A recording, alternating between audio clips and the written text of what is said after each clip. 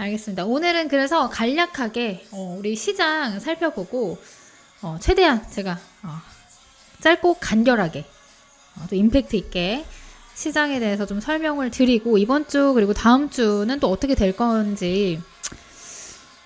일단은 오늘 많은 분들이 그러더라고. 전쟁 언제 끝나냐. 저희도 알 수가 없죠. 지금 뭐 이란의 대통령이고 뭐 바이든이고 아무도 모르겠죠. 전쟁이 언제 끝날지는 저희도 모르고 언젠간 끝나요. 근데 안 끝나요, 사실.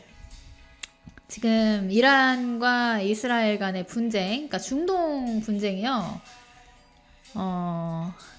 지금 역사상 계속 지속되고 있어요. 안 끝나요. 맞아요. 지금 80년째 지속되고 있어요. 30년째. 그냥 휴전도 아니야. 계속 지금 전쟁 중인 거예요. 그래서 끝난다는 건 아니고 지금 고조화되고 있는 상황이라서 시장에서는 반응을 하고 있다. 이렇게 좀 보시면 될 것 같습니다. 일단은 뒤쪽에 가서 좀 얘기를 더 하도록 하고요. 일단은 이렇게 인사를 먼저 좀 할게요. 여러분 반갑습니다. 이제 막 들어오신 분들도 있으니까 조금 기다렸다가 시작할게요. 빅스 대표님은 감기가 좀 심하세요, 지금. 원래 제가 좀 심했는데, 저는 이제 멀쩡하거든요. 이제 코맹맹이 소리도 안 나고, 감기 기운이 싹 사라졌는데, 빅스 대표님 오늘 병원 다녀오셨어요. 그러면서 저한테, 저 때문이라고 계속 엄청 면박을 주시는 거예요. 저 때문에 감기가 걸렸다고 막 면박을 주셔가지고, 뭐 저도 옮기고 싶어서 옮긴 건 아닌데, 그쵸? 맞아요. 옮기고 싶은 건 아니었는데. 사랑이님 왜 이렇게 급하세요? 왜 이렇게 급해요? 졸리셔서 그러세요? 네. 감기를 좀 양도를 했습니다. 저는 안 아파요. 빅스 대표님이 아프대요. 빅스 대표님 내일 인사하게 되면은 감기엔 컨디션? 견디셔? 감기 조심하라고 한마디씩 해주세요. 쾌차하시길 바란다고. 자, 뭐 졸리다고 보채시는 분들이 계셔서 빠르게 시작을 하겠습니다. 일단 뭐 시장 상황부터 좀 볼게요. 어제는 좀 말아 올리는 듯한 흐름이 있었는데, 자, 분봉으로 봅시다. 지금 여기서부터가 어제 코스피 지수 차트고, 여기가 이제 코스닥 오늘 지수 차트예요. 여기 가운데 보시면 빨간 선이 있거든요. 이걸 기준으로 어제와 오늘을 나누는 거예요. 분봉 차트로. 보면 이제 어제도 제가 이 방에서 말씀을 드렸는지 어쨌는지 모르겠는데, 이제 저점 찍고 반등 나올 수 있는 기술적인 반등이 나올 만한 위치에 있다. 이렇게 말씀을 드렸던 것 같아. 이렇게 쌍바닥 찍고 이렇게 올리네. 코스닥도 쌍바닥 찍고 말아 올리네 하면서 어느 정도 좀 지수를 회복시키는 흐름이 생겼는데, 또 간밤에 이제 지정학적 리스크 이슈들이 발생을 하면서 코스닥 지수가 이렇게 쭉 흘러내렸죠, 오늘. 자, 오늘 진짜 하락장이었는데, 사실 이런 하락장은 보기 드문 하락장이다. 보기 드문 하락장이다. 뭐 1년, 뭐 한 달에 한 번씩 이런 시장이 오는 건 아니잖아요. 정말 보기 드문 하락장이었어요. 그러니까 당연히 여러분들이 가지고 계신 종목들이 안 가고 계좌가 퍼렁퍼렁하고 그럴 수밖에 없는 시장이었다라는 걸 먼저 인지를 하셔야 돼요. 코스피가 2% 넘게 빠졌고 코스닥도 2.3% 빠졌습니다. 그러니까 종목 수를 좀 보자면 양시장 합쳐서 오늘 하락 종목이 2200 종목이 넘어갔어요. 그러니까 상승하는 종목은 100 몇 종목밖에 없고 하락하는 종목이 2200여 종목이고, 그러니까 시장에서 95%에 달하는 종목들이 하락을 했고 나머지 5%만 상승을 한 시장이었죠. 장중에. 그러니까 당연히 내 종목이 안 가고 계좌는 팔았고, 나머지 이 상승하는 종목들도 제대로 올라가는 종목이 아니라 대부분은 보합권. 그리고 그마저도 이제 막판에는 이렇게 꼬리 달면서 내려오는 종목들이 대다수였다. 그러니까 어려운 시장이 맞아요. 난이도 별 5개짜리. 별 5개짜리. 자, 이런 시장을 우리가 언제 겪었냐면 경험이 있으실 거예요. 주식을 그래도 작년에 하신 분들이라면 기억하실 수 있을 텐데요. 자, 지난 10월 달이었습니다. 지난 10월 달에 여러분들 뭐가 있었죠? 지난 10월에 10월 11월 달 요때 뭐가 있었는지 기억나시는 분 있으실까요?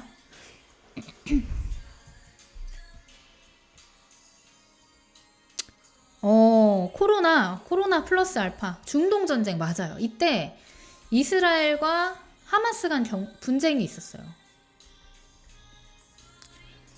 그러면서 이제 중동 분쟁이 격화되고 뭐 전쟁 나는 거 아니냐 이러면서 계속 빠졌죠. 계속해서 빠졌어요. 이때가 굉장한 낙폭장이었어요. 오늘은 그래도 상승 종목이 200여 종목 정도 됐는데 이때는 거의 100종목 미만이었어요. 이런 날도 있었습니다. 100종목 이하로 상승 종목이 형성이 되고 나머지 2,500여 종목이 다 하락하는, 그러니까 대폭락장이 있었다는 거죠. 그러니까 오늘 시장이 그 정도로 근때와 비슷하게 맞먹을 정도로 좀 하락하는 시장이었다라고 여러분들 생각을 하시면 될 것 같아요.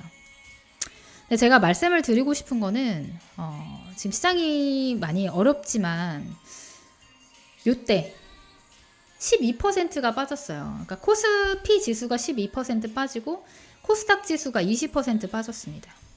자, 지수가 12% 빠졌으면요, 여러분들 개별 종목은 1.5배에서 2배 정도 더 빠진다고 보시면 돼요. 12% 지수가 빠지면 개별 종목들, 내가 들고 있는 종목들은 20%, 마이너스 20% 이렇게 빠지고, 코스닥은 20% 빠졌으니까 개별 종목은 마이너스 30%, 마이너스 40%. 그냥 이유 없이 빠지는 거예요. 개별 악재가 있어서 빠지는 게 아니라 시장 하락에 의해서 요만큼씩 계속해서 빠졌다라는 거죠.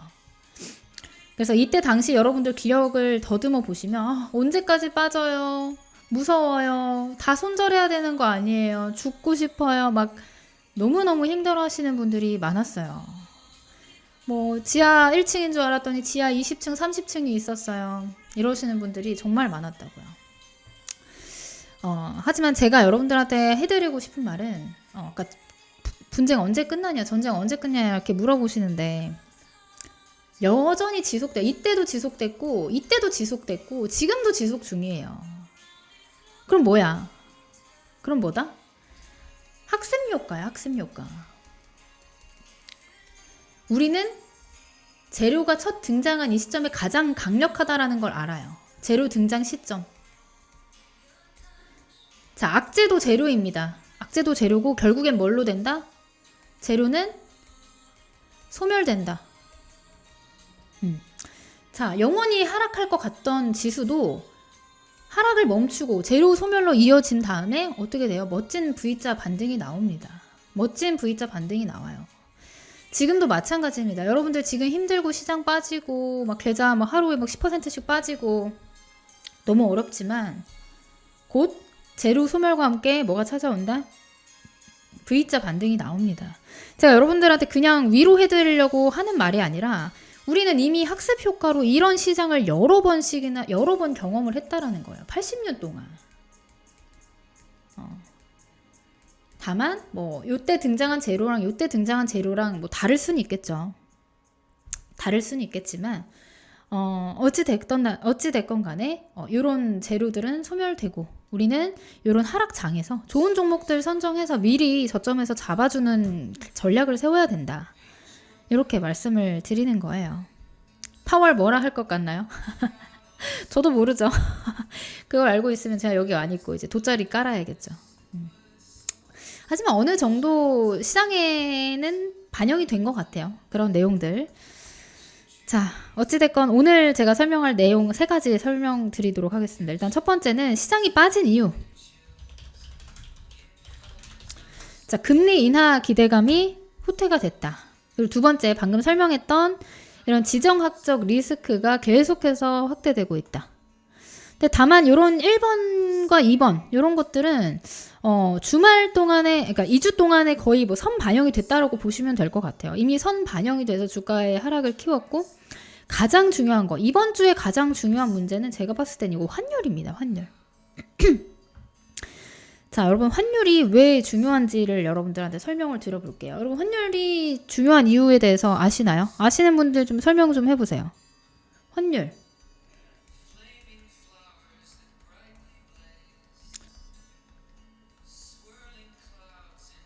자, 여러분들 여행 가실 때 환전하시잖아요. 저는 마지막으로 여행 갔을 때가 한 1200 얼마였던 것 같은데 1200 몇십 원대였던 것 같은데 지금 오늘 1400원을 찍고 내려왔어요. 1384원 84원에 마무리가 됐는데 지금 환율이 1400원까지 찍고 올라왔습니다. 안전자산으로 외인들이 빠져요. 그런다기보다는 환율에 대해서 좀 설명을 드려야겠네요. 지금 만들어 놓은 자료가 있는데 자, 환율과 외국인과의 관계에 대해서 여러분들이 좀 이해를 하셔야 돼요. 자, 2022년 이후에 지금 최고치를 달성을 하고 있는 거예요. 1,400원이라는 숫자는. 네, 지금 이 환율은 왜 중요하냐? 외국인을 생각을 해봅시다. 외국인은 달러로 거래를 합니다. 달러로 거래를 해요. 근데 우리나라 주식시장은 외국인이 정말 큰 고객이에요. 정말 큰 고객이에요. 우리나라 시장은 외국인이 시가총액 규모의 거의 뭐 3분의 1을 차지하고 있을 정도로 그 큰 규모를 자랑하기 때문에 환율이 굉장히 중요합니다. 자, 환율이 상승을 하면 외국인이 우리나라 주식을 매도할 것인지 매수할 것인지 헷갈려 하시는 분들이 많던데 여러분 이렇게 생각을 해볼게요. 우리가 외국인이라고 생각을 해봅시다. 난 외국인이야. 난 달러로 거래하는 사람이야. 자, 내가 달러로 거래하는 사람이라고 생각을 해봅시다. 자, 환율이 상승을 해요. 이건 예시를 써놓은 거예요. 예를 들어서 지금 1,000원 1달러의 가치가 1,000원이었어요. 원래 1달러의 가치가 1,000원이었는데 환율이 올라서 1달러의 가치가 1,100원이 됐어. 자, 환율이 상승을 했어요. 그러면 기존에는 내가 1달러를 챙기려면 1,000원어치의 주식만 팔면 됐어요. 내가 1달러가 필요해서 주식을 팔아야 되는데 그러면은 1,000원어치만 주식을 팔면 됐어. 근데 이제 환율이 상승을 해서 내가 1달러를 챙겨가려면 1,000원 이상의 주식을 팔아야 된다는 거죠. 더 많은 주식을 팔아야지 내가 1달러를 챙겨갈 수 있는 거예요. 그 말은 즉슨 주가는 변동이 하나도 없어요. 주가는 하나도 변동이 없다 하더라도 이 환율에 대한 차이, 이 환차손이 생겨서 외국인들은 가만히 있으면 손해보는 시장이 되는 거예요. 가만히 있으면 손해보는 시장. 그래서 어떻게 하겠어요? 환율이 계속 올라가면 야, 지금 더 오르기 전에 팔자. 팔자 뭐예요? 매도가 되는 거예요. 매도. 자, 외국인이 매도를 한다? 수급의 부재. 그럼 주식시장은 어떻게 된다? 주가 하락. 자, 여기까지 이해하셨나요? 여기까지 이해하셨나요? 여러분들이 조금 다들 아시는 분들도 있고 모르시는 분들도 있어서 제가 조금 더 설명을 드려볼게요. 자, 그럼 반대로 생각을 해봅시다. 반대로. 자, 반대로 환율이 하락을 한다. 나는 외국인이야. 나는 이제 외국인인데 환율이 하락을 한다라는 건 뭐예요? 원래 1,000원이었어. 1달러를 내가 가져가면 1,000원으로 바꿔줬어요. 근데 이제 원달러 환율이 하락을 해서 내가 1달러를 가져가면 900원으로 바꿔주는 거야. 자, 환율이 하락을 한다. 그러면은 내가 1,000원어치 주식을 팔아야지 1달러를 챙길 수 있었는데 이제는 어떻게 한다? 900원어치만 팔아도 나한테 1달러가 들어오는 거예요. 900원어치만 팔아도 난 1달러를 챙겨갈 수 있는 거예요. 그러니까 주식은 변동이 없어도 나는 가만히 있어도 10%의 환율 차익이 생기는 거예요. 그럼 어떻게 해요? 주식 하는 나는 이제 외국인이니까 한국 시장 재밌는데? 재밌다. 싸다. 조금만 사도 많이 준다. 많이 주네. 좋은 시장이네. 신난다 하면서 매수. 매수는 곧 주가 상승. 우리나라 시장이 외국인 참여자가 그렇게 크지 않은 시장이면 상관이 없는데 외국인 보유 수량이 3분의 1을 넘어간다니까. 그러다 보니까 국내 증시는 환율의 영향을 강하게 받을 수밖에 없다. 근데 그런 환율이 지금 거의 미쳐 날뛰어가지고 1,400원대까지 올라갔다. 여러분들 해외여행 갈 때 1,400원으로 환전한 기억 있으세요?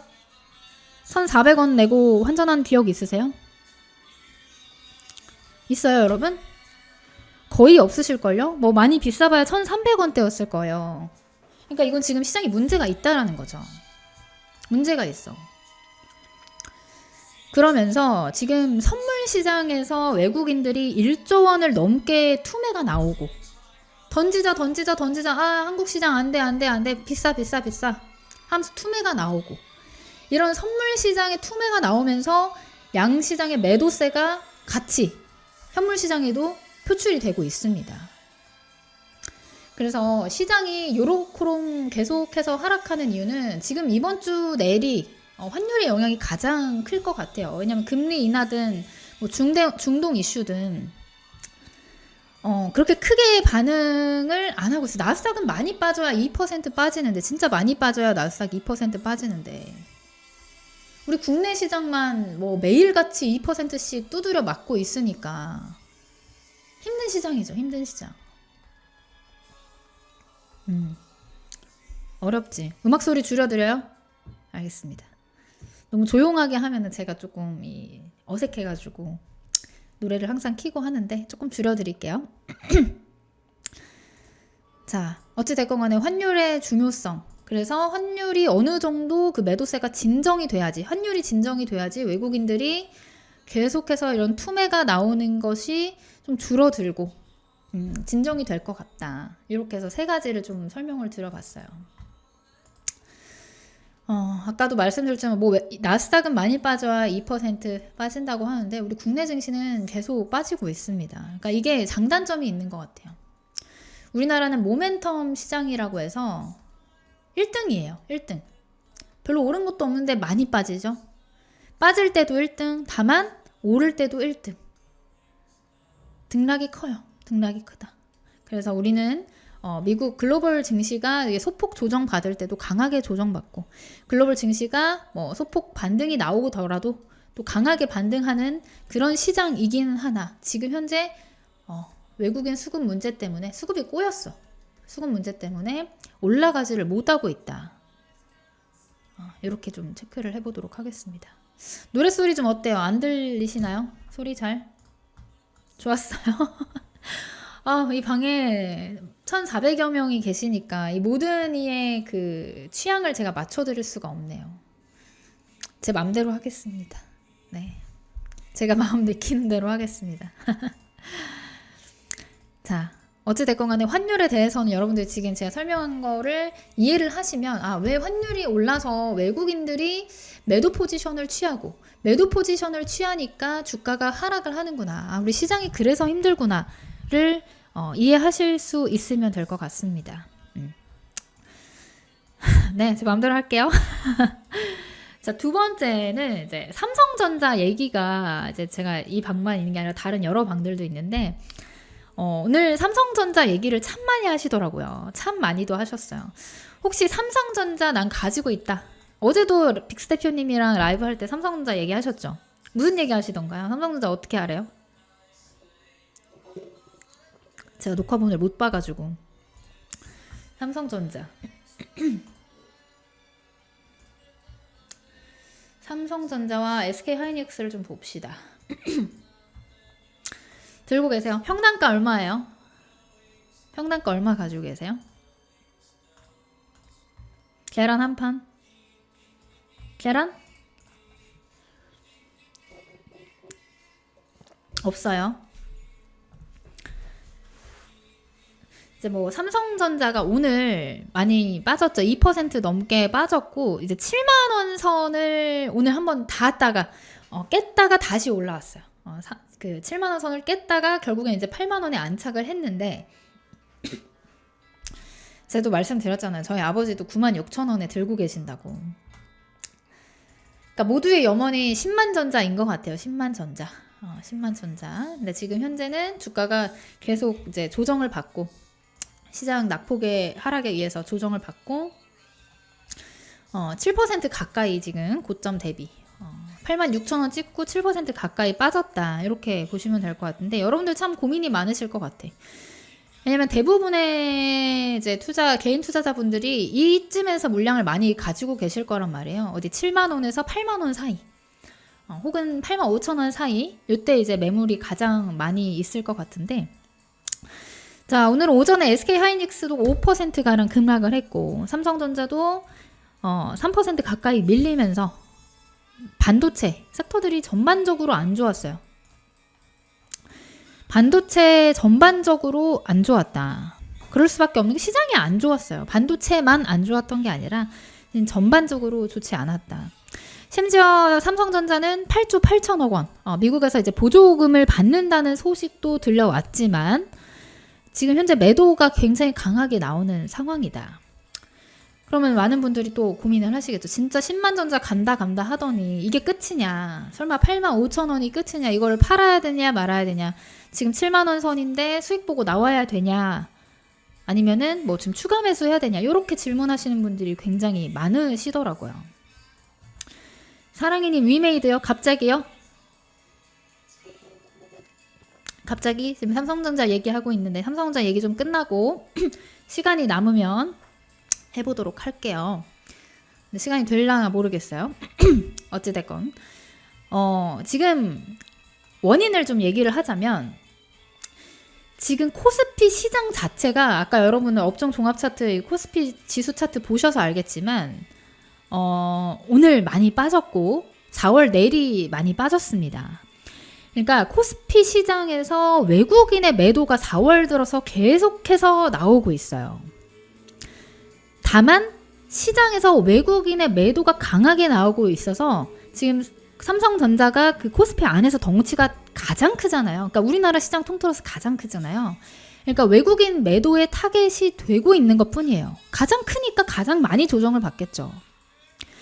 지금 매도의 타겟이 되고 있는 것이지 절대로 펀더멘털이 나빠서 혹은 이 종목의 재료가 안 좋아서 혹은 뭐 실적이나 영업이익이라든지 앞으로의 전망이 안 좋아서 매도가 강하게 나오는 게 아니다.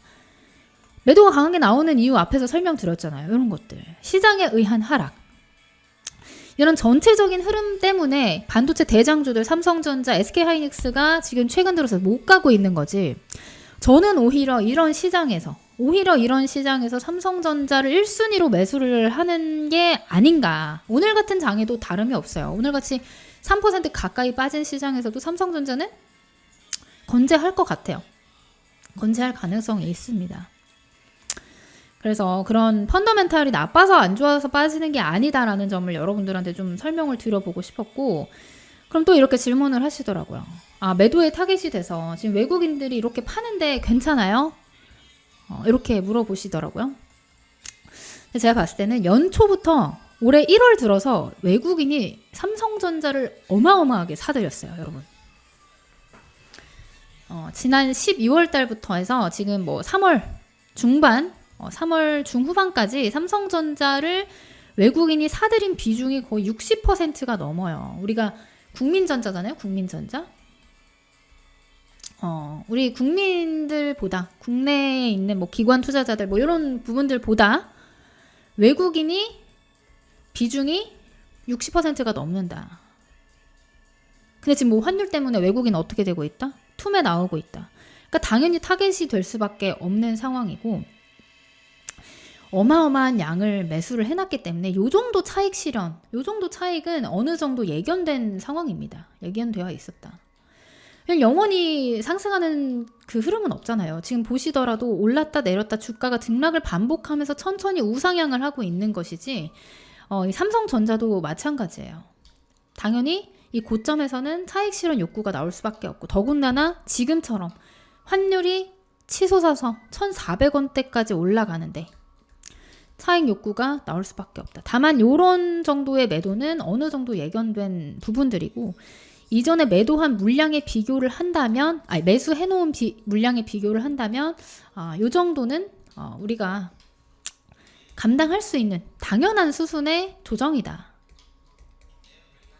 이렇게 생각을 해볼 수가 있을 것 같습니다. 지금 뭐 반도체 당연히 삼전이랑 SK 하이닉스 안 가니까 소부장은 어떻게 하겠어요? 소부장은 더 못 가죠. 대장이 못 가는데 소부장은 당연히 갈 수가 없고, 이런 조정장에 지금 반도체들이 계속해서 줄줄줄 흘러내리고 있죠. 당연한 결과입니다. 다만 요런 종목들이 시장이 반등이 나오면 가장 먼저 올라갑니다. 지금 조정장에서 이렇게 빠지는 주도주가 빠지니까 시장이 빠지는 거예요. 주도 섹터가 빠지니까 시장이 이렇게 빠지는 거예요. 그럼 반대로 봅시다. 반대로 시장이 반등이 나와. 모멘텀이 좋아. 이제 V자 반등 만들러 출발해. 시장 반등이 나와. 그러면은 뭐가 가장 먼저 빠르게 올라요? 주도 섹터. 가장 먼저 오른다. 그런 관점에서 봤을 때 삼성전자는 아직도 매수의 기회로 떨어질 때 일부는 좀 담아 두셔도 되는 종목이다라고 저는 생각이 됩니다. 삼성전자뿐만이 아니라 지금 반도체 소부장들 눌려있는 종목들 어마어마하게 많습니다. 굉장히 많고 자, 이때 업종 종합 차트 코스피 코스닥 지수를 다시 한번 볼게요. 아까도 말씀드렸죠? 아까 이스라엘 하마스 간의 분쟁으로 인해서 지난 10월달, 11월달에 이렇게 하락을 내리고, 여러분들 힘들다, 죽겠다, 살려주세요, 지하실이 있어요, 지하실이 계속해서 생겨요, 지하 30층인 줄 알았는데 50층인 줄 알았어요 하시는 분들이 있었는데, 그때마다 이렇게 말씀드렸어요. 공포에 사야 된다, 여러분. 공포에 사야 된다. 기회니까. 자, 지금 다시 이제 지나고 보니까 요때가 기회였던 거예요. 요때가 기회. 근데 그때는 무서워서 선뜻 손이 안 나가고 사는 족족 빠지니까 손이 안 나는 거죠. 겁이 나는 거죠. 다만 그때를 기회로 삼고 저점에서 이렇게 공략을 해 놨다면 이렇게 멋있는 V자 반등에서 우리는 또 수익 실현을 할 수 있는 그런 장이 또 찾아온다라는 걸 학습 효과로 인해서 아는 거예요. 온천수 발견? 온천수가 뭐예요? 이해를 못했어요.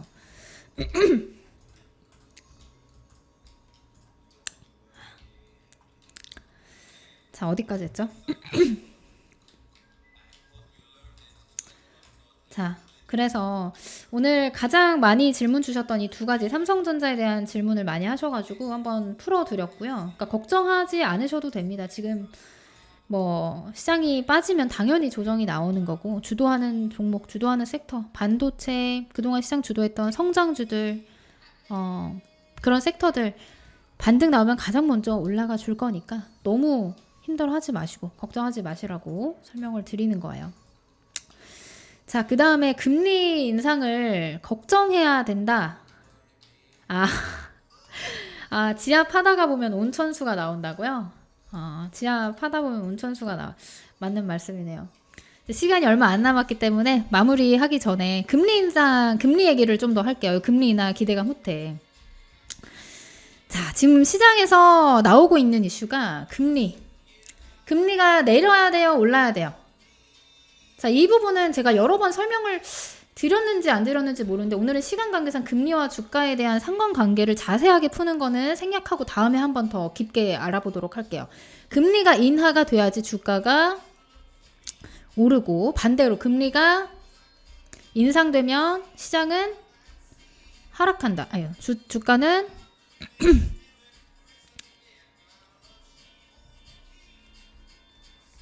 하락한다. 요거를 일단 개념으로 가지고 계셔. 여러분들 다들 잘 아시네요. 금리를 내려야 된다라는 거 알고 계시죠?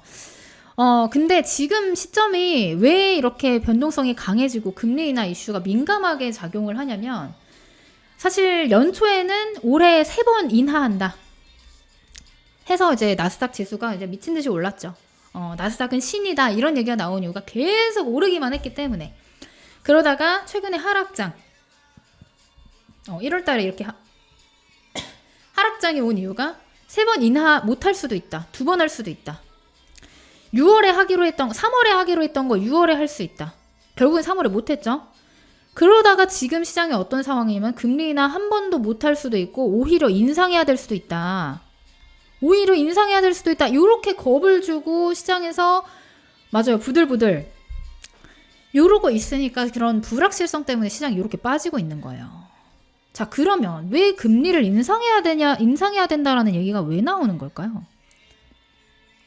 지금 미국에서 발표하는 각종 지표들이 어떻게 나오냐면요, 여러분들. 지표들. 예를 들어서 소비자 물가 지표, 생산자 물가 지표, 국내 총 생산 GDP, 고용 지표. 고용이 너무 잘 돼. 소비자 물가 지수 좋아. 생산자 물가 지수 좋아. 생산 GDP 높아. 좋아. 이 말은 뭐예요? 지표가 잘 나온다는 거예요. 지금 지표가 너무 잘 나와. 지표가 너무 잘 나오다 보니까 시장에서는 어떻게 해요? 니네 경제 안 좋으니까 지금 인플레 안 잡히니까 금리 인하 3번 할게 이랬다가 지표가 잘 나오고 너네 살만한가 보다. 너네 진짜 살만하네? 금리 인상으로 되는 거죠. 그쵸? 실제로는 안 그럴 수 있는데 지금 미국의 모든 지표들이 굉장히 좋게 나오고 있어요. 이 말은 즉슨 사실 미국의 경제가 지금 탄탄하게 잘 가고 있다라는 거예요. 그러니까 그런 관점에서 봤을 때 지금 금리 인하 3번은 이미 물 건너간 부분이고 뭐 인상 얘기까지 나오다 보니까 시장에서는 이렇게 조정이 계속 나오는 거예요. 금리 인하에 대한 불확실성이 커지고 있기 때문에. 그럼 실제로 금리를 인상을 하게 될까가 궁금하잖아요, 사실. 근데 사실 금리를 인상한다라기보다는 이미 연준은 이 금리 인상 카드를 최후의 통첩, 최후의 카드 쓰겠다, 최후의 카드로 쓰겠다 했어요. 그러니까 지금 아직은 연내 금리 인하가 없다 이런 식으로 단정 짓기는 좀 이른 것 같아요. 이르다. 지금 당장 걱정할 부분은 아니다. 당장 걱정할 부분은 아니다. 다만 이런 부분들 때문에 시장의 불확실성이 커지고 있고 앞으로 나올 또 지표들이 있어요. 지표들이 나올 거기 때문에 그런 것들을 좀 더 반영을 해서 결정이 되겠죠. 근데 뭐 지금 테슬라도 그렇고 테슬라가 어제 또 6% 넘게 빠졌거든요. 6% 테슬라. 그러니까 고용 조정을 한대요. 구조 조정을 하면서 인력 감축을 대거적으로 한다라는 얘기가 나왔어요. 그러니까 테슬라를 필두로 해서 다양한 기업들에서 이런 시도가 나올 가능성이 있습니다. 자, 그러면은 지금 2분기가 되면 고용, 물가, 인력이 감축되면은 다시 고용 지표가 안 좋게 나올 수 있겠죠. 그래서 이제 2분기가 되면은 고용이라든지 이런 물가 같은 것들 이런 부분에 있어서 내용이 나올 가능성이 있습니다. 자, 시장에서는 이런 부정적인 얘기들이 계속해서 나오고 있지만 이런 시장일수록 우리는 좀 고민을 진지하게 해야 돼요. 이렇게 비관론이 쏟아질 때 이런 얘기가 있잖아요. 공포에 살아.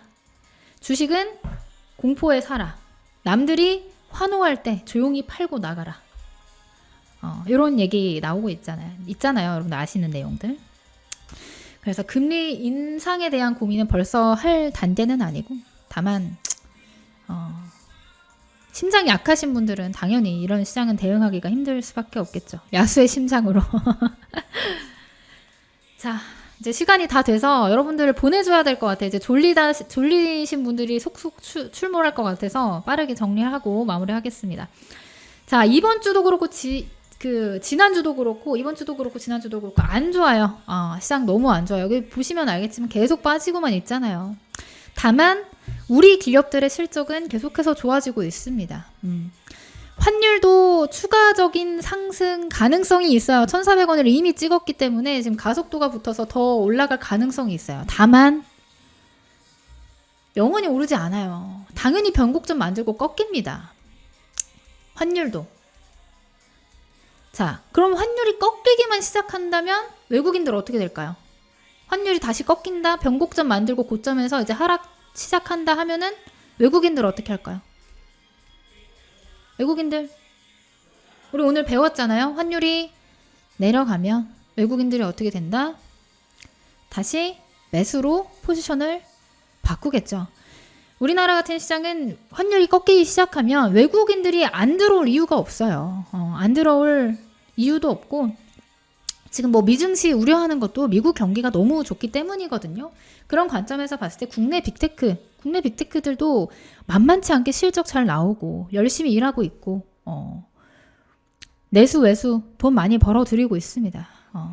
지금 시장에서는 너무 급격하게 생각을 하지 마시고 아까 말씀드렸던 것처럼 지난 하락장에서도 이렇게 빠지고 나서 다시 이렇게 V자 반등 나옵니다. 나오기 때문에 이런 하락, 지금 내일 당장 하락을 멈춘다고는 말씀을 못 드리겠어요. 다만 더 있겠죠. 밑에 지하실 있겠죠. 다만 결국엔 반등이 나올 것이다. 그렇기 때문에 이렇게 올라갈 때쯤 이제 끄트머리 되면은 4월달 이후 이제 5월 중순이나 뭐 6월 초가 되겠죠. 너무 급하게 생각하지 마시고 4월 지나고 5월에서 6월 관점으로 5월에서 6월 관점 좀 길게 보신다면 당연히 우리가 이 시장은 이겨낼 수 있는 시장입니다. 이런 시장들 제가 말씀을 항상 드리지만 가까이서 보면 비극이야. 이렇게 보면 비극이야. 계속 빠져. 슬퍼. 계속 빠지기만 해. 가까이서 보면은 비극이지만 여러분들 차트를 좀 길게 볼까요? 자, 좀 넓게 보면은 우상향하고 있습니다. 자, 추세선 그어보면은 가까이서 보면 비극이지만 멀리서 보면은 추세선 잘 그어내면서 천천히 이렇게 우상향하고 있어요. 그만큼 우리나라의 기업들이 지난 연도에 비해서 더 일을 많이 하고 올해는 더 좋고 그런 모멘텀들도 분명히 있기 때문에 가까이서 보면 비극이지만 멀리서 보면 이렇게 우상향하는 우리가 또 희극을 만들어 봐야 되겠죠. 잔인한 4월이 될 수 있겠지만 우리는 어떻게 해야겠어요? 기회로 삼아야겠죠. 기회로. 뭐 여러분들한테 희망만 드리려고 하는 말이 아니라 이게 사실이고 그동안 시장에서 축적해 왔던 데이터이기 때문에 이렇게 여러분들한테 말씀을 드릴 수 있는 거예요. 너무 힘들어하지 마시고 고통스러워하지 마시고 우리 여기 같이 계시는 1,400여 분이 함께 계시는 이유는 이제 이렇게 힘든 시장일수록 같이 좀 으쌰으쌰하고 응원하고 좀 뭐 딴짓 허튼 짓 하려고 그러면 말려주고 그럴 수 있기 때문에 요 방이 또 존재를 하는 거잖아요. 그래서 서로 오늘 보니까 막 예쁜 꽃 사진 저도 구경 많이 했어요. 사진을 보니까 뭐 겹벚꽃 너무 예쁘더라고요. 뭐 철쭉 그리고 뭐 목련이 아니라 뭐죠? 모과꽃? 이런 거 너무 예쁘더라고요. 그래서 이런 심심한 시장에서 우리끼리라도 좀 즐겁게 주식을 대하는 태도를 좀 배워가시고 으쌰으쌰 하시면 좋을 것 같습니다. 저희가 항상 계속 봐드리고 항상 보고 있고 최대한 여러분들이 잘 끌고 가기 위해서 저희도 이렇게 시간 내서 하는 거기 때문에 항상 잘 따라와 주셔서 감사하고 오늘도 너무 고생하셨습니다. 자, 시간이 4분이나 초과됐네요. 오늘 약속대로 딱 50분 진행하고 마무리하도록 하겠습니다. 네, 무지개님 맞아요. 모란. 자, 마지막 멘트는 뭘로 할까요, 여러분? 자, 멋진 V자 반등을 기다리자. 아이고, 사랑이님 죄송해요. 위메이드 설명을 못 드렸네요. 제가 나중에 시간이 되면은 한번 꼭 기억했다가 브리핑 한번 해드릴게요. 오늘은 이제 보내드려야 되는 이제 졸리신 분들이 많기 때문에 번호 드리도록 하겠습니다. 자, 여러분들 마지막 멘트 멋진 V자 반등을 기다리자 하고 물결 느낌표 2개까지 해주세요.